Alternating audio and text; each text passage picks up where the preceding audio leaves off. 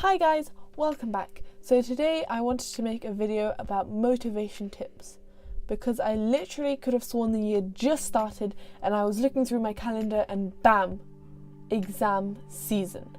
Oh no. And when it rolls into exam season, you know we've got so much more content to cover, especially with the new spec in GCSEs.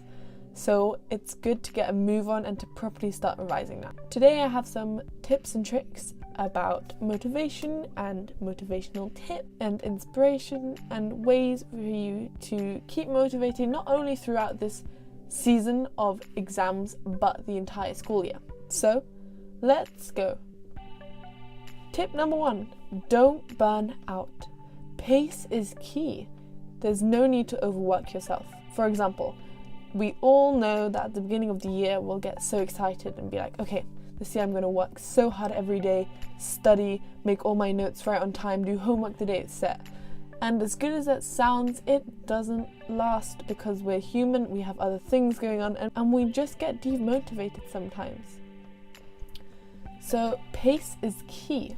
This links onto the second one, which is timing. Not only do you have to think on a wider scale, weeks, months, even the school year, you should also link it to your study sessions. You don't want to be doing, 5 hours in one big chunk because that's not healthy for you. You need breaks. You need time for your brain to think. You won't even keep your concentration or keep your motivation. If you keep for that time, it'll get just a chore and really, really boring. So one way to plan your timing is to do the Pomodoro technique. I've already talked about this. I'm sure you've heard about it, but it's when you study for 25 minutes with a 5-minute break in between, and after 4 you get a longer 15-minute break. And this way it helps you keep focused, it helps you keep motivated, it helps you keep wanting to do your work. And I think that's really important. Also about timing and planning, it's study timetable. Now, I've never used a study timetable before, but it's getting to that exam time where it's getting serious and I really need to crack down and properly start making sure I know all the content. So over the Easter holidays, I decided that I needed to make a timetable to help me stay on track. Now the thing is, after I roughly stuck to it. So I didn't follow it exactly. I wasn't like, okay, 2 hours is up now I can take a break, or now I can do this.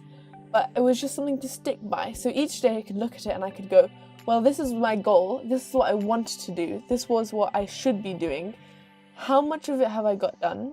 How much have I not done? Why have I not done it? And then, you can alter that. You can say, okay, maybe tomorrow I need to do more. Or maybe I've done enough today and I don't need to keep going. Because sometimes when you get into that study zone, you just want to keep going, and that's not necessarily the best thing. Anyways, tip number 3. Have somewhere to study that's good. So don't study on your bed, don't study somewhere where you play normally, study somewhere that's quiet, somewhere that's calm, where you have a lot of space and some natural light. These things all help your brain. Because when you're in your bed, let's say you're studying on your bed, I have friends who do it, but studying in your bed means that your brain is wired to think, I'm in my bed, so I need to sleep, and so it's not as effective. You don't work as effectively. Find a study space, have a desk. Even if you don't have a desk, go to your brother's, sister's, mother's room, use theirs. Or you can go downstairs, you can go to the table, and you can study there. And you can ask everyone to be quiet for you, and it'll also help you keep motivated because people are watching you. They're encouraging you. And this moves on to my 4th tip. Find encouragement. Try to find ways to be encouraged and continue. You need someone to maybe push you, someone to say, when you really feel like you just want to stop, or you've done enough, you need someone there to say, hey, wait a minute, you do have a test coming up. So one way you could do this is have a study partner. And this is a really good idea. But for this, have someone who will work too. Don't just choose someone who you'll chat with the whole time and never get anything done with, because that's just waste of both of your times. Also, to keep you encouraged, I'd suggest going to your local library. So a crucial part of studying is getting into this study mood. And for me, one way I can do that is by reading, and that's just me.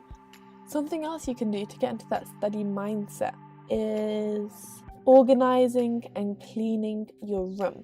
It helps you to organize your thoughts and to think about what you're going to do. So one way I do this is by cleaning up my desk, which can get pretty cluttered, cleaning up my penny tray, cleaning up my bookshelf, cleaning my room in general. Any of these things will just help me so much to get into that mood, and then from there I start my studying. So the next tip is to celebrate your successes.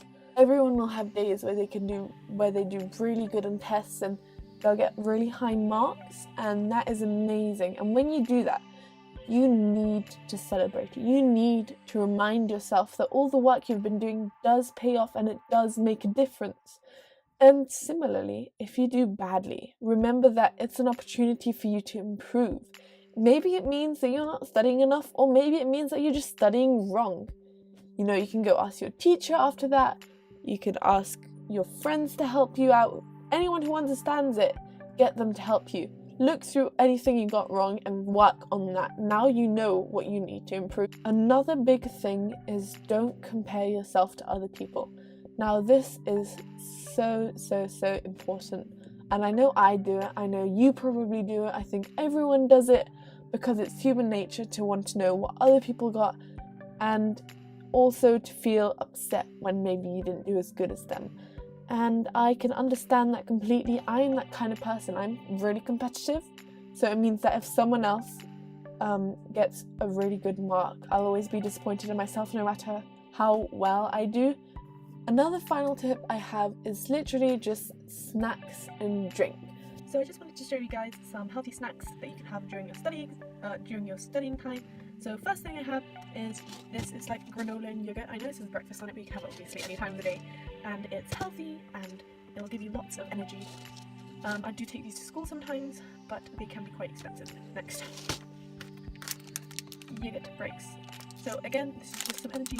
I mean, they're not the healthiest snack, but you know, they'll be okay. Next thing I have is some nuts. Nut mix. I really like these. Normally I don't actually like nuts, but these are pretty good. I carry these to school and they really give me a lot of energy, and also they help your brain because nuts are good for that. So I definitely suggest it. Also for my drinking, because I drink a lot of water when I study, I just keep this plastic tumbler on my desk. Have a good and productive week.